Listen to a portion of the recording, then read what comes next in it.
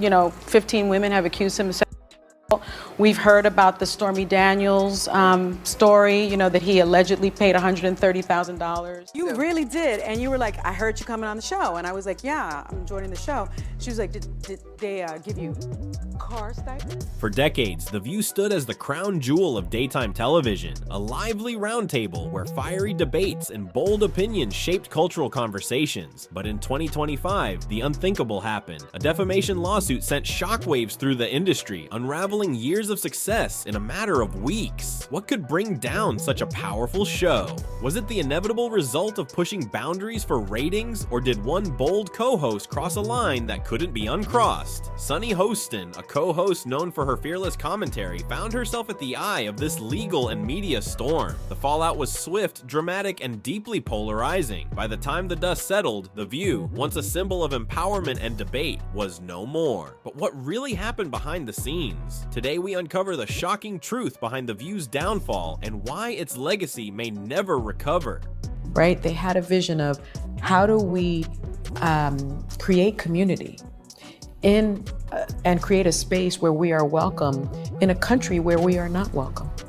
And I think that was the goal, has been the goal, and they have really maintained that goal. It began as a bold experiment, a daytime talk show where women of different generations and backgrounds could come together to discuss the world's most pressing issues. Launched in 1997 by legendary journalist Barbara Walters, The View quickly became a cultural phenomenon. Its format was simple yet groundbreaking, unfiltered discussions on everything from politics to pop culture, led by a diverse panel of outspoken hosts. Audiences were drawn to the electric chemistry on set. Heated debates, candid confessions, and moments of raw emotion kept viewers hooked day after day. But The View didn't just reflect the world's conversations, it shaped them. The show gave women a platform to voice opinions on topics that many other programs shied away from. Over the years, it became a ratings juggernaut, attracting millions of viewers and securing its place as a daytime television staple. However, this unfiltered approach came at a cost. The very boldness that made the show successful also made it a lightning rod for controversy. From on-air clashes to off-camera scandals, The View thrived on the edge of chaos. And as the show evolved, so did its hosts, bringing bigger personalities, sharper opinions, and, inevitably, higher stakes. But as we've seen with so many iconic institutions, the higher the climb, the greater the risk of a devastating fall. 15 women have accused him of sexual assault. We've heard about the Stormy Daniels story, that he allegedly paid $130,000. Were you pissed that she canceled on your show? I was.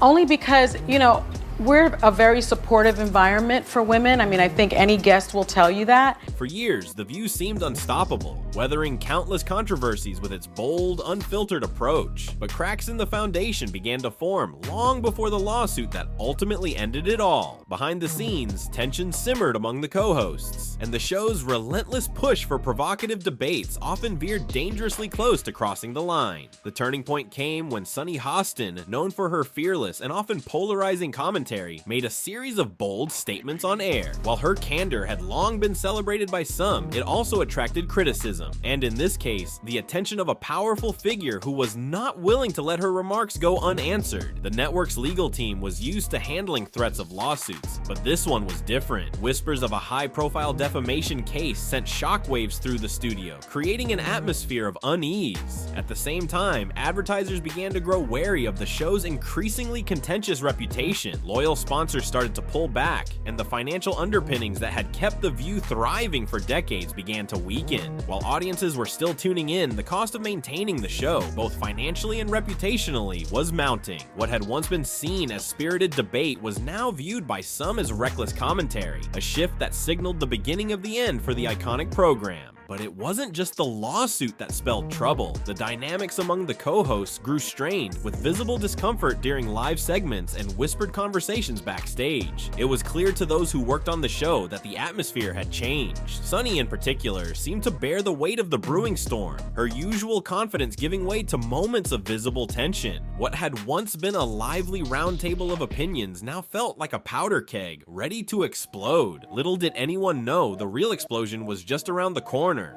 The The lawsuit wasn't just a bump in the road, it was a full-blown crisis, unlike anything The View had faced before. The target of Sunny Hostin's bold remarks, a high-profile figure with He taught me, all the mathematical tables, and by the time I got into 3rd grade, the teacher said, she's just passed all the standardized tests up to 12th grade. We've got to move her out. So I moved.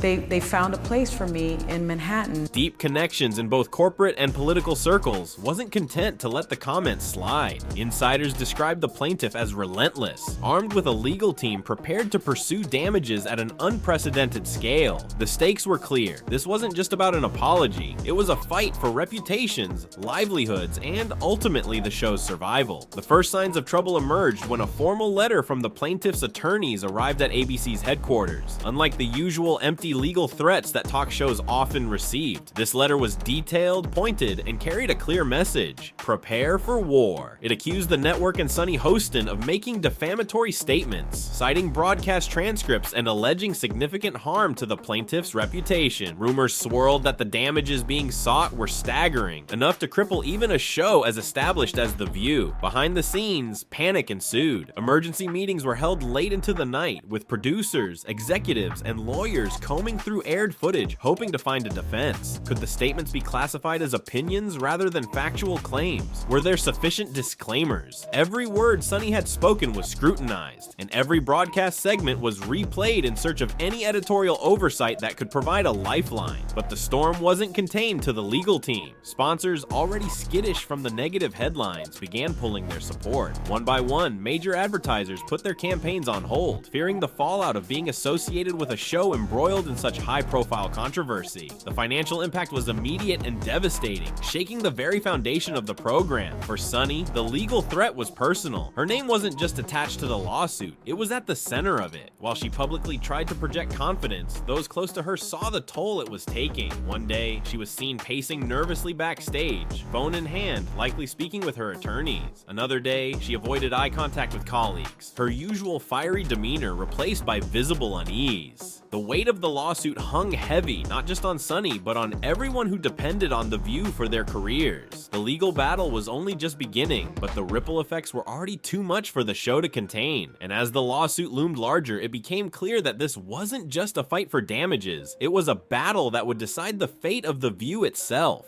I was reluctant to share it, actually. Why? I will tell you, because I knew that it would get pickup. I knew that it would be Sunny Hostin from The View. And So what? I know. But this happened to you. You weren't It lying. happened, but I will tell you, right after it happened, I went over to Joy Behar's house.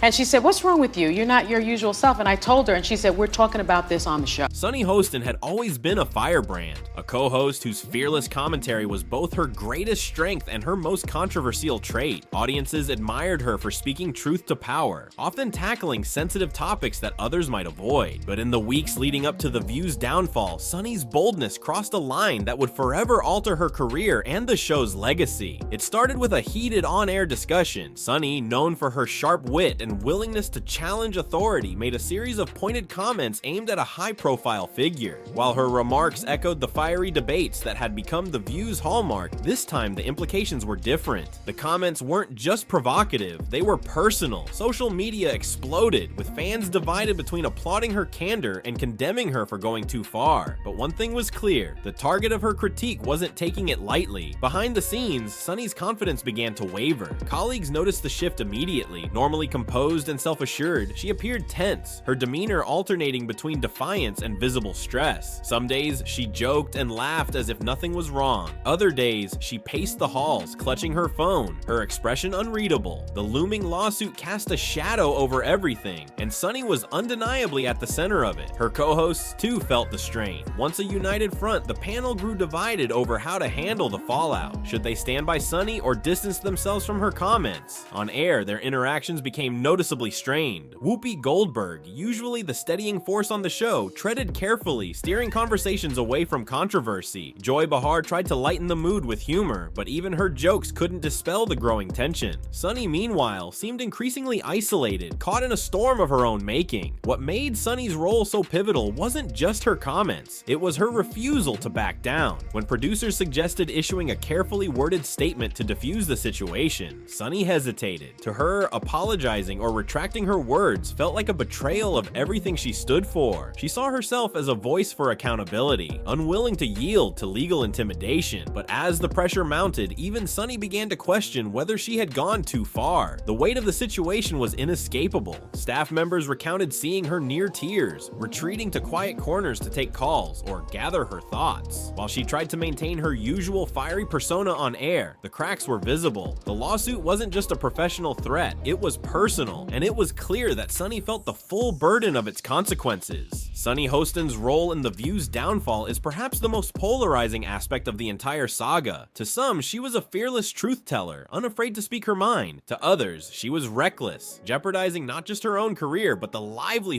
of everyone involved with the show. One thing, however, is undeniable. Sunny's boldness lit the fuse, and the explosion that followed changed everything. When the lawsuit became public, The View faced a tidal wave of repercussions that no one could have foreseen. The show's legal troubles didn't just shake its foundation, they triggered a chain reaction that rippled through the network, its staff, and its audience. What began as a controversial on-air moment spiraled into a full-blown crisis that the show couldn't contain. The first and most immediate impact was financial. Major advertisers, wary of the negative headlines, began pulling their support. Longtime sponsors who had stood by the show through previous controversies quietly distanced themselves, unwilling to risk association with a program now embroiled in legal drama. The loss of advertising revenue hit hard, sapping the financial lifeblood that had kept The View thriving for decades. Meanwhile, the atmosphere on set grew tense and uncertain. Staff members, many of whom had dedicated years to the show, whispered anxiously in the corridors. Emergency meetings became a daily occurrence as producers scrambled to contain the fallout. Even the co-hosts, who had always been the face of The View's boldness, began to tread cautiously. Joy Behar's humor felt forced. Whoopi Goldberg grew unusually reserved, and Sarah Haynes adopted a neutral, almost detached approach. Sunny Hostin, at the center of the storm, appeared increasingly isolated, her usual confidence replaced by visible strain. Off camera, the chaos was equally intense. Photographers camped outside the studio, shouting questions at co-hosts as they rushed to their cars. Entertainment blogs speculated endlessly about the lawsuit, while fans flooded social media with heated debates. Some defended Sunny and criticized the network for not standing by her more firmly. Others blamed her directly, accusing her of recklessness that jeopardized not only her career, but the future of the entire show. The tipping point came when ABC executives announced that The View would go on a temporary hiatus. Though the language was carefully chosen to downplay the severity of the situation, insiders knew what it really meant. The show's financial losses, combined with the legal uncertainties, had made its future unsustainable. Staff members began packing up their belongings, and whispers about the show's permanent cancellation grew louder. For the co-hosts, the fallout was deeply personal. Joy Behar voiced her disappointment in interviews but avoided placing blame. Whoopi Goldberg released a brief statement, expressing sadness over the situation but steering clear of the specifics. Sunny Hostin, however, remained largely silent. Her social media accounts went dark, and when pressed by journalists, she offered only cryptic responses through a spokesperson. The weight of the lawsuit and its role in the show's demise seemed to hang heavy over her. The fallout wasn't limited to The View. The cancellation sent shockwaves through the television industry, sparking debates about the risks of provocative commentary in today's media landscape. Was this an isolated incident, or a sign that the era of unfiltered daytime talk shows was coming to an end? One thing was clear: the fallout from The View's legal troubles had set a precedent, and its impact would be felt for years to come. By the time the cameras shut off for the last time, The View was more than just a canceled show. It was a cautionary tale about the fine line between boldness and recklessness in the high-stakes world of live television.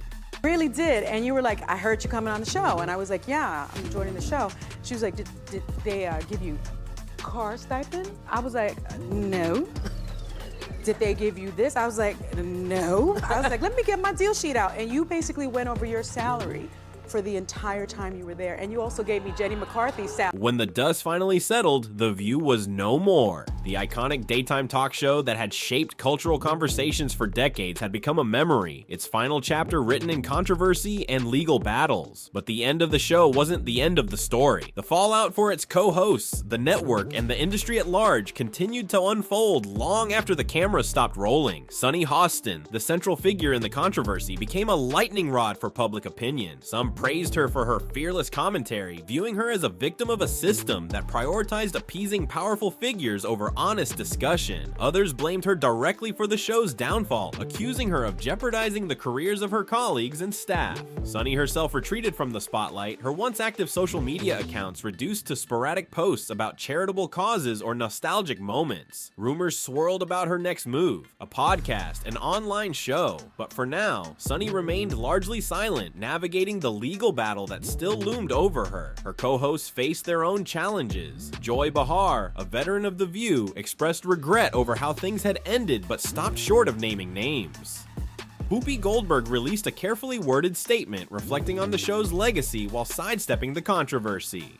Sarah Haynes largely avoided public comment, turning her attention to personal projects and family. Each co-host faced an uncertain future, their careers marked by the abrupt end of one of television's most enduring platforms. For ABC, the cancellation of The View was more than just a programming decision. It was a financial and reputational blow. The loss of advertising revenue, combined with the ongoing legal costs, forced the network to reassess its approach to daytime television. Executives quietly shifted focus to less controversial formats, wary of repeating the mistakes that had led to The View's demise. The show's cancellation sent ripples through the television industry, prompting other networks to rethink the risks of provocative commentary in a litigious and highly scrutinized media landscape. Beyond the network, The View's cancellation sparked a broader conversation about the changing nature of media. For years, the show had thrived on unfiltered debates and bold opinions, but in an era of heightened accountability, that approach had proven unsustainable. Industry insiders questioned whether other talk shows would follow suit, reining in their discussions to avoid stepping into legal landmines. Critics debated whether The View's downfall was a cautionary tale about the dangers of freewheeling commentary or an overreaction to a single lawsuit. For the show's loyal fans, the loss of The View was deeply personal. They mourned the end of a platform that, despite its flaws, had championed women's voices and tackled the issues that mattered most. Social media was flooded with tributes, ranging from heartfelt nostalgia to fiery debates about the show's legacy. Some fans blamed ABC for failing to defend the show, while others expressed frustration with the co-hosts for not handling the situation better. In the end, The View's abrupt cancellation left a vacuum in daytime television, one that no other program could immediately fill. The show's legacy, its boldness, its controversy, and its cultural impact remained intact even as its set sat dark and empty. For its co-hosts, its staff, and its fans, the end of The View was more than just the conclusion of a television show. It was the end of an era, one whose lessons and controversies would be debated for years to come.